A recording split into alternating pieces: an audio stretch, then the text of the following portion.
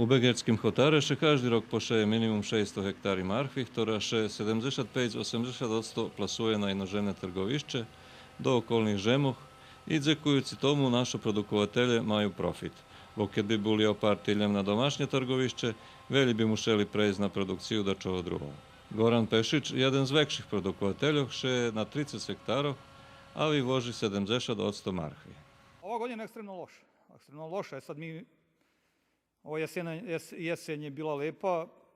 Tod rok ekstremno češki. Dižđi i kamenjec zmenšali urožaj. Prešli rok bul ekstremno dobri, bo i urožaj i cena buli odlični.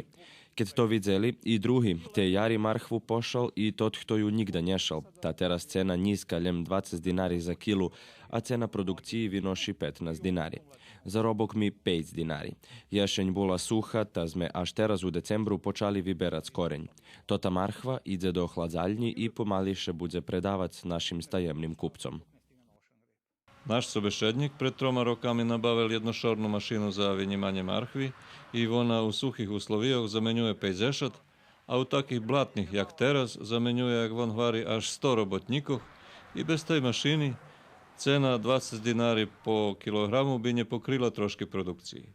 Šitski begerski zahradkare marhvu šeju od februara po konjec julija každi 10-15 dni, že bi mali cali rok, bo na kadzi produktu njet, kupec pojde go druhomu i već še nje vraci, vari naš sobešednik.